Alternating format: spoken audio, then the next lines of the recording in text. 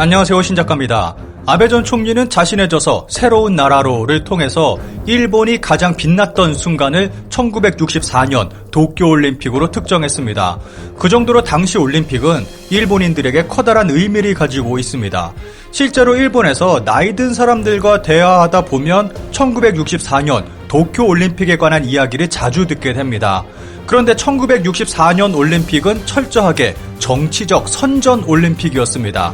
당시 일본은 2차 대전 패전에 대한 아픔을 이겨내고 일본의 힘을 증명해낸 부활의 제전이라는 메시지를 전하면서 일본은 2차 대전의 가해자가 아닌 피해자임을 강조했습니다. 그리고 당시 도쿄올림픽은 한국전쟁으로 불을 쌓고 경제발전의 기초를 다진 후 개최한 올림픽이라 우리가 봤을 때 환영할 수 있는 대회는 아니었습니다. 그리고 2021년 개최된 올림픽도 정상적이지 않았습니다.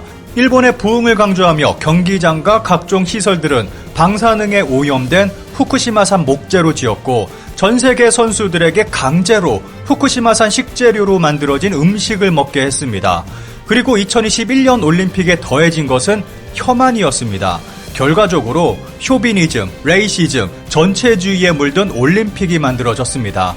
일본의 이러한 모습은 곳곳에서 볼 수 있습니다. 2018년 후쿠오카에서 전일본 실업단체 대항 여자 역전경주 예선전이 열렸습니다. 역전경주는 여러 명이 일정 구간을 나눠 맡아 이어 달리는 육상 경기로 통상 역전 마라톤이라고도 합니다. 개인의 기량만이 아니라 팀워크도 중요한 경기입니다. 그런데 두 번째 구간과 세 번째 구간의 교대 장소 200m가량 앞에서 다른 선수들과 섞여 달리던 이다레 선수가 넘어지면서 오른쪽 발에 부상을 입었습니다.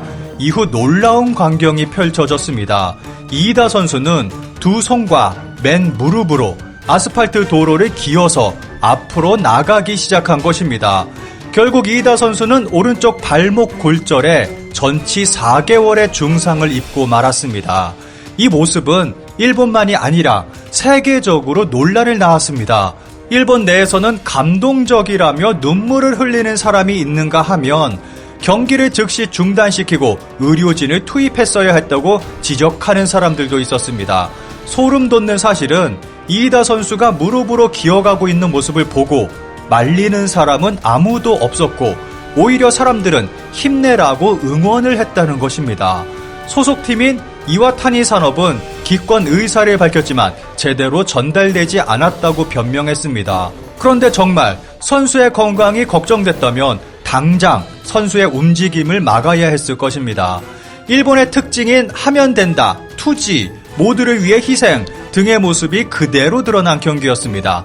이 모습을 보고 감동의 눈물까지 흘린 일본인들은 일본 정부가 펼치는 전체주의 사상에 완벽하게 세뇌당한 상태라고 볼 수 있을 것입니다.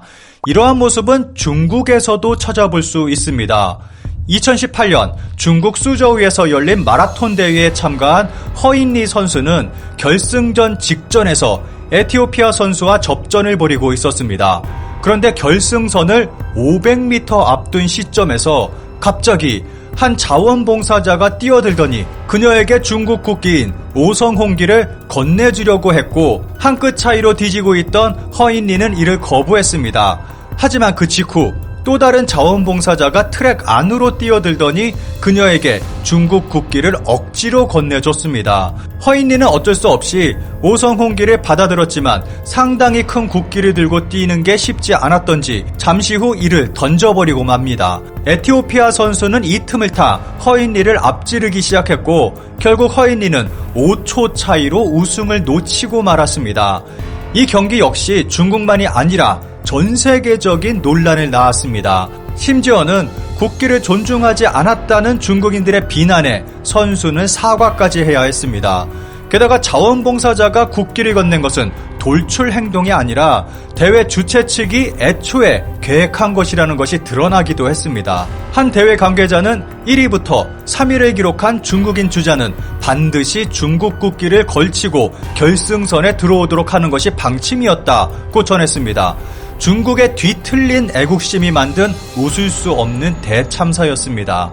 이러한 모습은 더 일찍인 1964년 도쿄 올림픽에서 더 충격적인 모습을 보여줬습니다. 1964년 10월 21일 도쿄 올림픽 마라톤 경기에서 일본은 국내 마라톤 대회를 석권한 20세의 신예 츠부라야 코우키치의 우승을 예상하고 있었습니다. 당시 대회에서는 1960년 로마 올림픽에서 맨발로 달려 금메달을 획득한 강력한 우승 후보인 에티오피아의 아베베 비킬라 선수가 출전했는데 맹장 수술을 받은 직후라서 일본에서는 츠부라야의 우승을 더욱 확실히 하고 있었습니다. 그런데 일본의 예상과는 전혀 다르게 아베베가 금메달을 획득했고 은메달마저도 결승선을 100m 앞둔 시점에서 미국의 바실 히틀리 선수가 차지하고 말았습니다. 그 결과 일본 국민들의 기대를 한몸에 받던 강력한 금메달 후보 츠부라야는 동메달을 얻게 됐습니다. 그런데 문제는 시상식 이후에서 발생하기 시작했습니다. 아베베가 금메달을 획득했음에도 시상식에는 일본의 키미가유가 흘러나왔습니다. 당연히 금메달을 획득한 아베베와 은메달의 바실의 얼굴 표정은 굳어버리고 말았습니다. 일본 조직위는 아베베의 역전으로 갑자기 우승해버려서 에티오피아 국가를 준비하지 못했다는 변명을 했습니다. 그런데 아베베는 결승선을 무려 20km나 남긴 시점부터 단독 1위로 달렸기 때문에 준비할 시간이 없었다는 일본의 변명은 거짓말임을 알 수 있습니다. 아베베는 1966년 한국에서 개최한 9.28 서울 수복기념 마라톤 대회에 출전하기도 했습니다. 당시 신생국가였던 대한민국의 위상은 너무도 보잘것없는 때라서 대다수의 유명 마라토너들은 출전 요청에도 거부 의사를 밝힌 상황이었습니다. 그런데 한국 전쟁 참전 용사였던 아베베는 다음과 같이 말하며 흔쾌히 대회 참가 의사를 밝혔습니다. 나는 한국 전쟁에 참여했다. 한국에 좋은 감정이 있다. 세계 1위 아베베가 참가 의사를 밝히자 세계 2위, 4위의 기록을 가진 일본과 미국 선수 등 세계적인 선수들이 연이어 참가하며 수준급 대회가 됐습니다. 이후 아베베는 1969년 교통사고로 목뼈와 척추가 손상되는 중상을 입어 하반신이 마비되고 말았습니다. 아베베는 불굴의 의지로 다시 일어나 펜싱, 탁구, 양궁, 눈썰매 등을 배워 장애인 대회에서도 메달을 따내며 많은 이들에게 희망을 보여줬습니다. 그런데 교통사고 후유증으로 인한 뇌출혈로 1973년 사망했습니다. 1966년 한국대회는 그가 마라토너로서 우승한 마지막 대회로 기록됐습니다.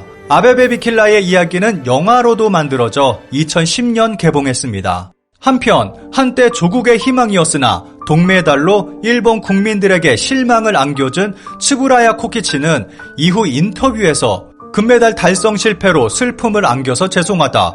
다음 멕시코 올림픽 때는 기쁨을 안겨주겠다며 의지를 보여줬지만 올림픽 출전을 불과 1년을 앞두고 심각한 부상을 입게 됐고 큰 후유증을 얻게 되면서 국민들의 기대에 보답하지 못했다는 죄책감과 자기 자신의 기량을 제대로 발휘하지 못한다는 슬픔을 못 이기고 1968년 1월 9일 나는 지쳤다. 더는 달리고 싶지 않다. 는 유서를 남기고 세상을 떠났습니다.